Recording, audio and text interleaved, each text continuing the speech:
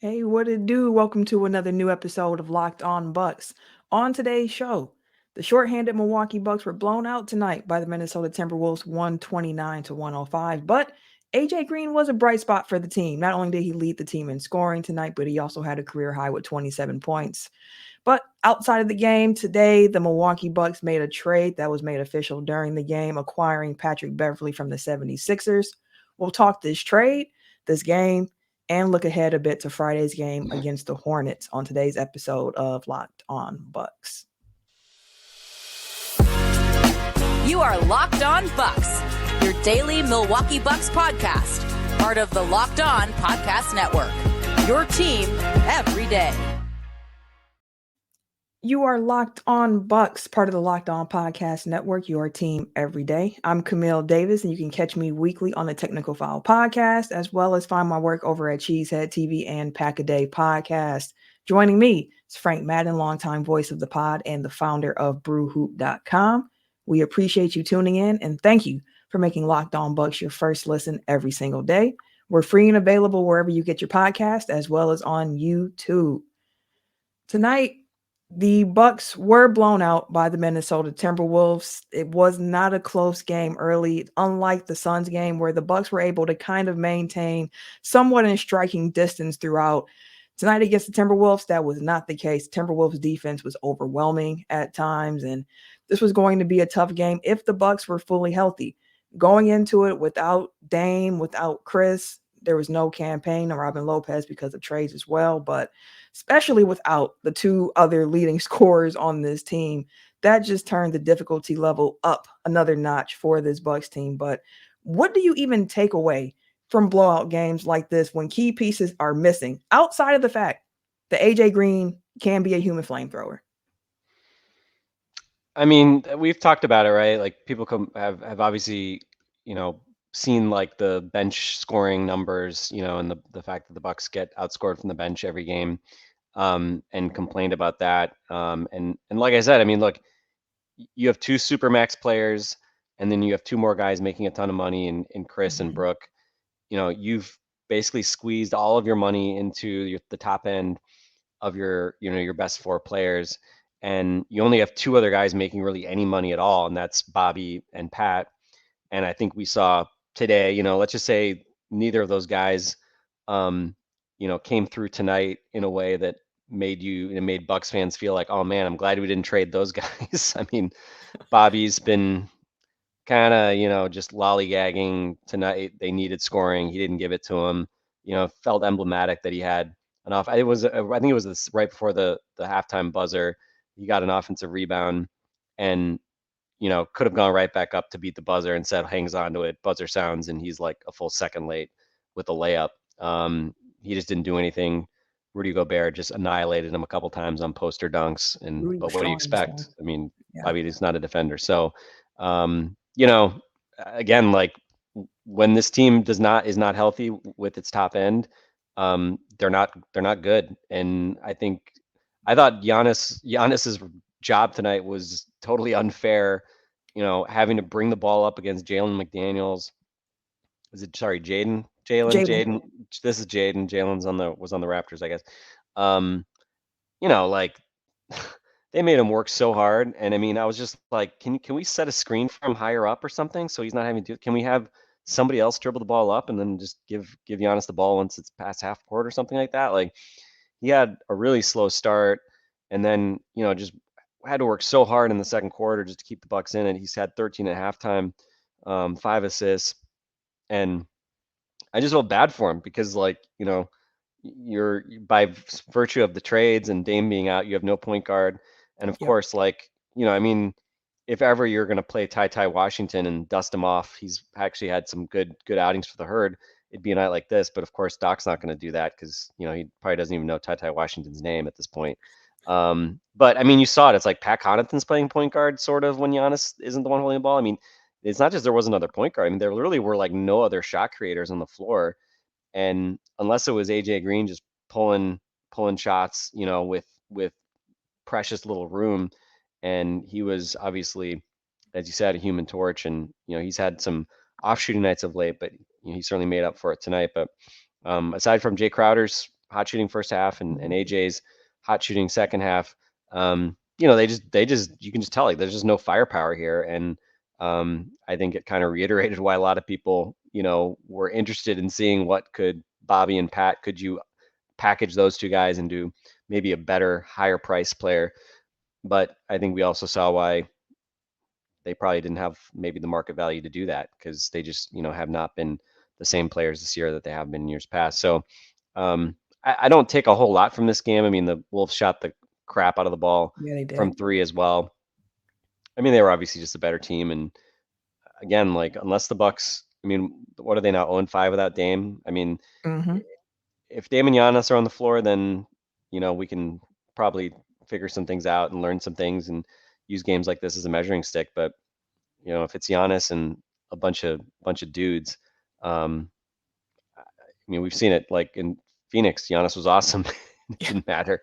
So yeah, I mean, this is just, they're going to take their lumps. And I mean, I hope they take that game against Charlotte seriously, because they need to win in the worst way. Yeah, they absolutely do. And watching this game, and you mentioned like just the length of the Minnesota Timberwolves, like I just kept thinking like, man, Rudy Gobert is like thwarting a lot of attempts at the basket. He's affecting a lot of shots.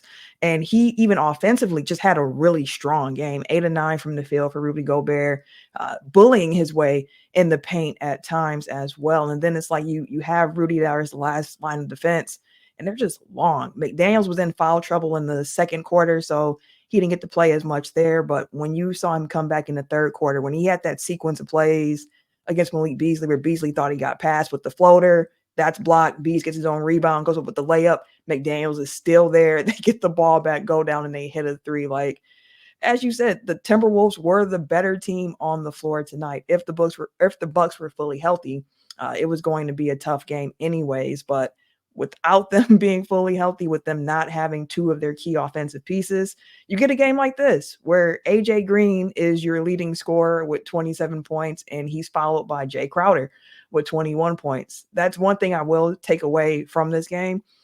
Just the fact that Jae Crowder played 37 minutes tonight, which was tied with Pat Connaughton for the most on the team. But it was nice to see Jae Crowder getting in the rhythm, knocking down some shots, one of his best shooting performances that he's had since he's returned from injury. So it is encouraging to see some role guys be able to have big nights. Fun seeing Brook back.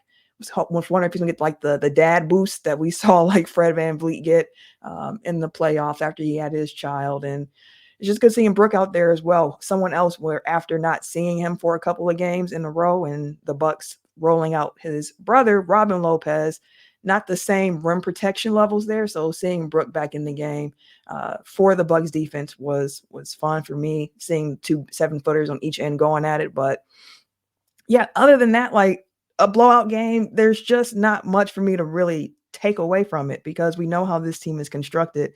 And that's why this trade deadline was going to always be so interesting, because the Bucks didn't look to add more offense. They went the defensive route, which is something that we have been discussing here on Locked On Bucks, that fans have been discussing, that everybody has noted that the Bucks needed, the Bucks were searching for, and that is what they got. It was announced during the third quarter tonight that Patrick Beverley was officially traded to the Milwaukee Bucks for a campaign and a Bucks second rounder. Got to talk to Justin earlier about the trade, but Frank, I can't wait to hear your thoughts on it, and I want to get into that right after this.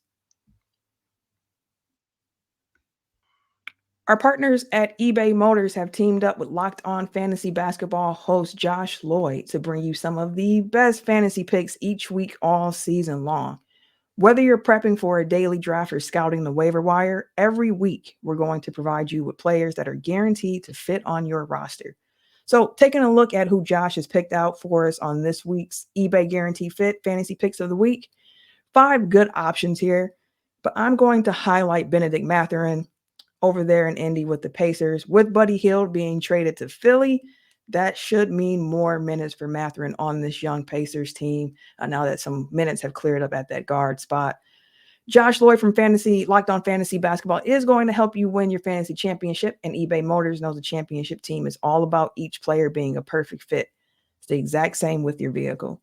With over 122 million parts for your number one ride or die, you can make sure your ride stays running smoothly. And I mentioned it before, but man, I wish I knew about eBay Guarantee Fit when I had my first car. Love that car. Named my first car Rico. And Rico was breaking down there at the end. Like, I definitely needed some eBay Motors Guaranteed Fit because of the pricing and what you can get through them. From brake kits to LED lights, bumpers, whatever your baby needs, eBay Motors has it. And with eBay's Guaranteed Fit, it's guaranteed to fit your ride the first time, every time, or you get your money back. Plus, with these prices, you'll be burning rubber and not cash. So make sure you keep your ride or die alive at ebaymotors.com. eBay Guarantee Fit is only available to U.S. customer. Eligible items only, and exclusions do apply.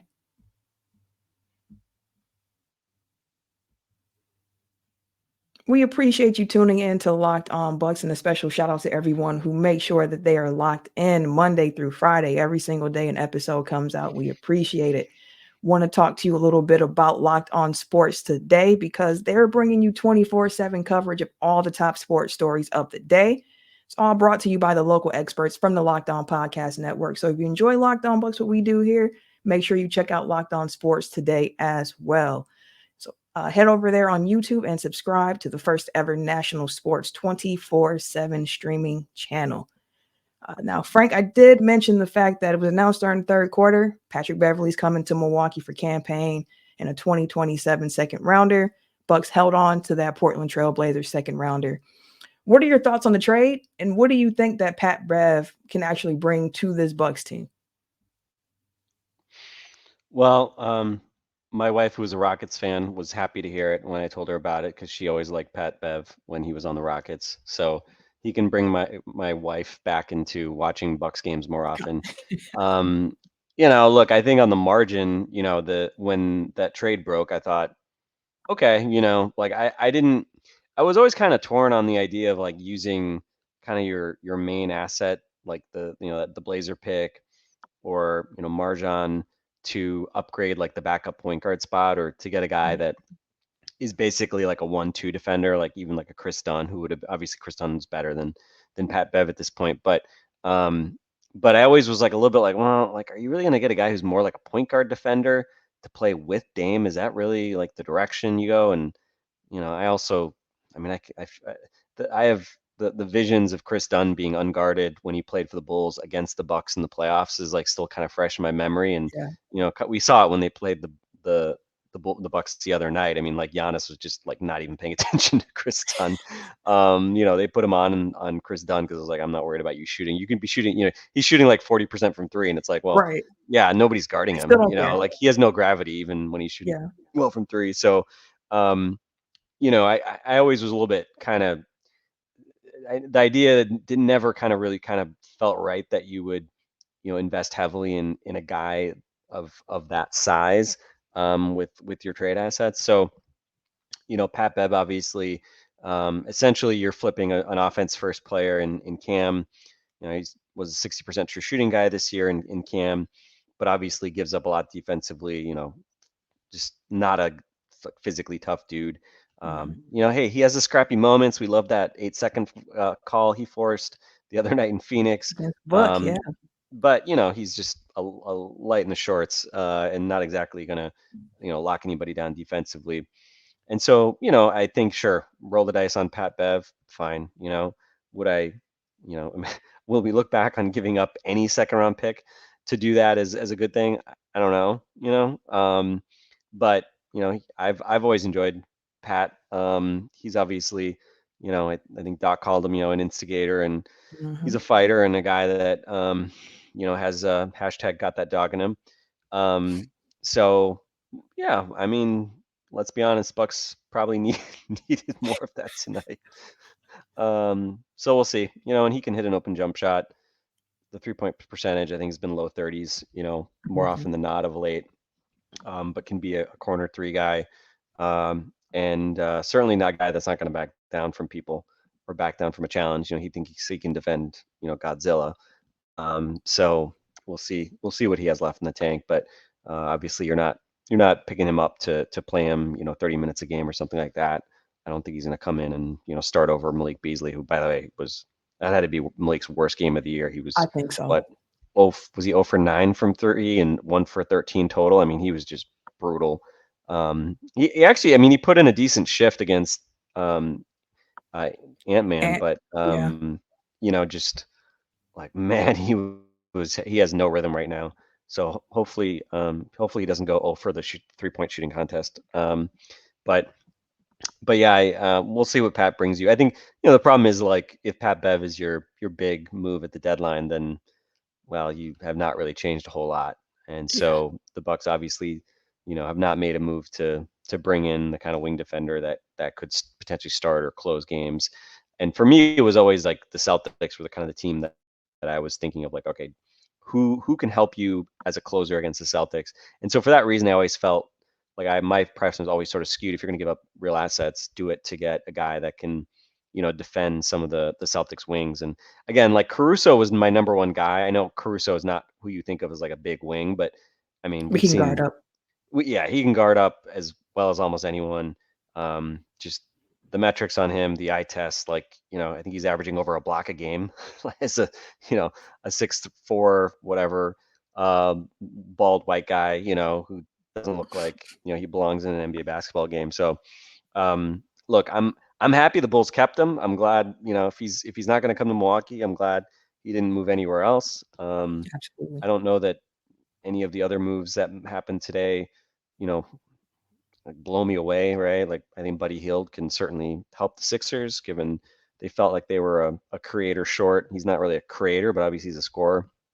And the Celtics obviously had flexibility to make a real move, and I think Xavier Tillman can help them. I guess gives them some additional big man depth, but not like the kind of move that like kind of strikes more Just fear into your heart landscape. than you Yeah. already had. Yeah. So I'd say a pretty underwhelming trade deadline. Probably speaks to the limitations of what Pat Connaughton and Bobby Portis's market value is and was.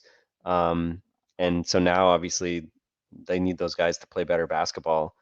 And unfortunately, Pat did have his first 2 dunks of the season now. He had no dunks leading into this game, which I think kind of speaks to him losing some of his athletic juice. But he had 2 tonight. So now he's tied with Khris Middleton for 2 dunks on the season.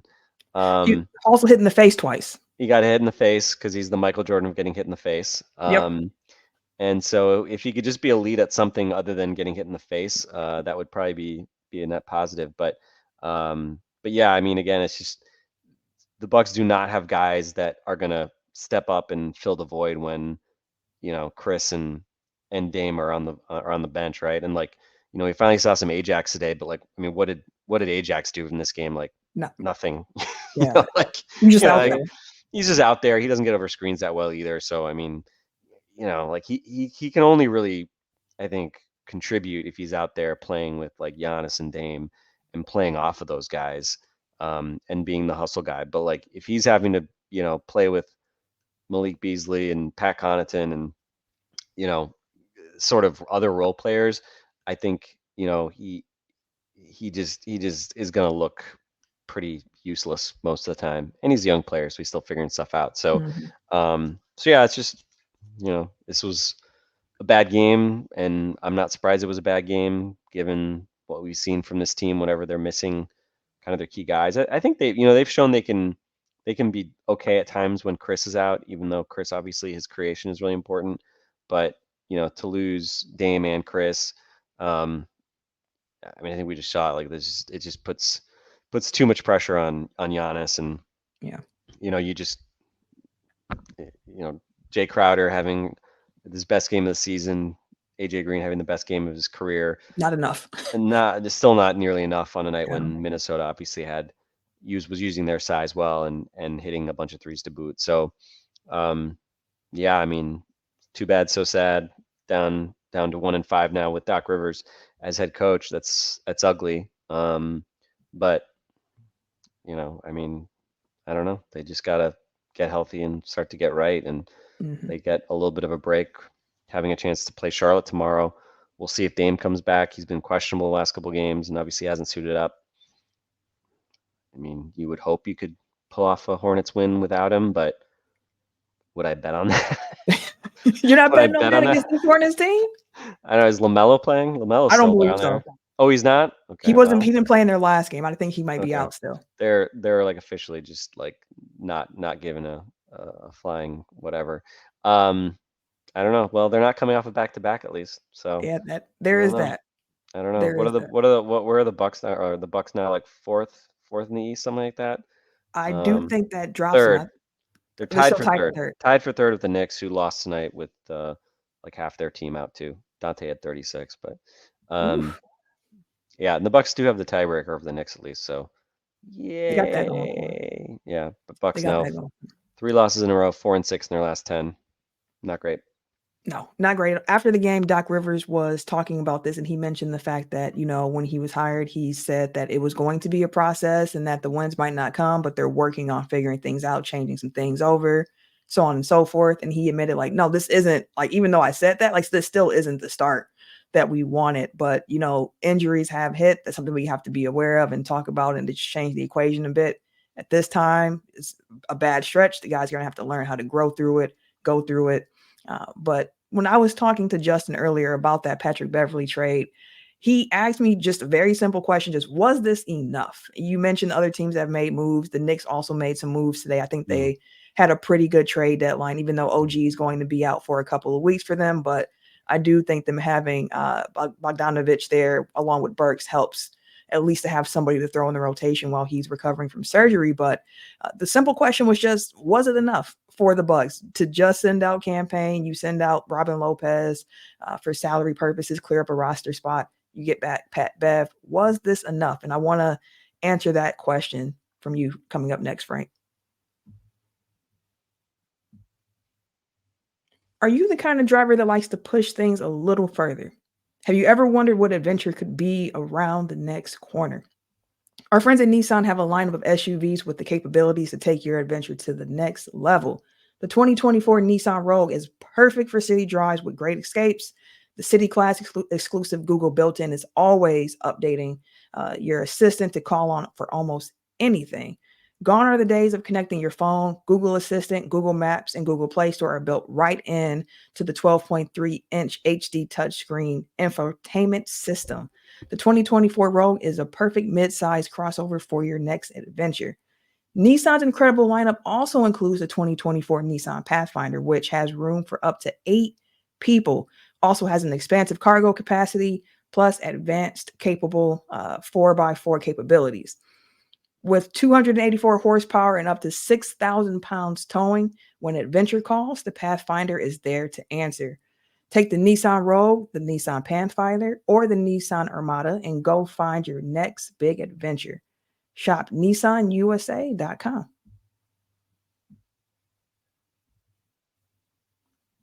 A really simple question. Was it enough? Was trading Patrick Beverley for campaign enough for the Bucks to be a contender this season? We've talked about roster construction.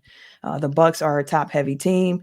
When Justin and I talked earlier, my response to that was something from the movie Friday, where Smokey's mom comes in, gives him some money to go to the store. He says, "This is not enough." And his mom just says, "You make it enough." That's how I feel about this Bucks team as they're currently constructed. We know who this team is. It's going to lean very heavily on Giannis and on Dame's shoulders, Khris as well, plus Brooke. Malik Beasley is someone who's being counted on as well as that fifth starter to help bring offense. You're thinking playoffs and staggering rotations and thinking that one of those 5 guys is out there at all times while you're mixing and matching in different guys for the bench. So you take out Campaign, you take out Robin Lopez, who was somebody who was really a break glass in case of emergency center for this team. Although it was fun seeing him in Fiserv tonight, just taking in the game, reading a book on the sidelines. I mean, that was the best idea anybody had, right? I mean, let's be honest. Great Like, entertainment. that was Outside of the AJ Green show, that was probably the most entertainment from the game, unless you were a Timberwolves fan in the building. But Frank, do you think that getting Pat Bev is enough for this team to compete? I mean, I think they can compete for a championship regardless of Pat Bev. I mean, Pat Bev, I think, ticks you maybe slightly, into a better direction. But, clearly, like, you'd be crazy to favor them over the Celtics in a series at this point. And honestly, I mean, so much of this is, to me, comes down to like, what is Dame's ultimate ceiling, right? Let's assume you're healthy. Mhm. Like, is Dame going to be, you know, the Dame, the All NBA guy that we kind of expected? You know, he is an All-Star starter. Is he going to play like an All-Star starter in the playoffs? It's obviously, he hasn't really shown the capacity to just like dominate consistently. We've seen it at times, but not enough, I think, to make you feel confident that he's going to be that like apex scorer in the playoffs. But hopefully he is, right. I mean, there's still obviously a few months of regular season to kind of get some things figured out, and obviously his shot has not been there as consistently as we would like. Um, but his floor is obviously very high, so I think I think it's just going to be one of those things where in the playoffs in a 7-game series, is he going to be up and down, up and way down, up and way down, Mhm. and you just don't know what you're going to get, or is he going to be scoring 25 to 30 plus every game and making good decisions and making the right reads and making plays late in games? The latter is obviously what we expected and Mhm. why the Bucks made this move. Um, and I think when you're in most of these kind of big series that the Bucks are going to have to play, whether they play, you know, the Knicks, Cavs, Philly, Miami, right? You feel pretty good with Giannis going head to head against whoever the best player is on the Yep. opposite side on those teams. But what is Dame going to bring you? Is Dame going to be the second or third best player in the series? I mean, if he's the third best player in a series against the Celtics, okay, now you've got a real chance, right?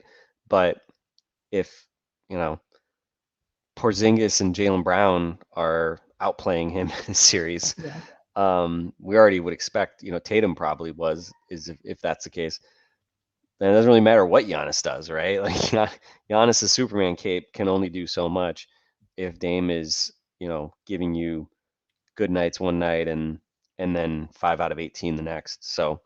Um, so again, I think so much of the ceiling of this team, the fate of this team, how much this team contends and how far they can go, I think comes down to what the real version of Damian Lillard actually ends up being. And you know, I think Pat Bev can be a positive part, hopefully, of what the Bucks want to do, but it's all going to come down to Dame, Giannis, and then to a fair extent Khris and Brooke, and yeah, the role players are going to be important, but um, it all starts with the guys that you're paying all the money to. Right? Mhm. That's why you're paying them the money. That's what the money's for, Camille, to dominate and give you a chance to win playoff series. So I don't know. I mean, the season is long. The worst regular season that we saw during the Bud era was the season that they won a championship. So Who knows? so who knows what any of this means? And I thought back. I saw a year ago over late December. I saw the Bucks beat the Timberwolves after losing 4 straight games with Khris and Drew out. And so I'd been hoping like, oh, maybe could this be the bounce back game? Maybe Giannis helps you steal this game. Nope, didn't happen. Um, but this is not the first time that the Bucks have had a losing streak. People just sort of forget about the ones in the past, right? So yeah, you just got to get through it. And unfortunately, these ankle injuries just keep taking our dudes off the floor and into street clothes. And um, I don't know. The Khris one was frustrating because I mean, when Man. you saw it live, it was an ankle turn, but it didn't look like the worst ankle turn. And normally, like a lot of times, guys will, like the energies kind of lets you play through it, and you just sort of keep it warm. And it's only afterwards that it swells up, and then maybe you miss a game, even though you were able to play through it.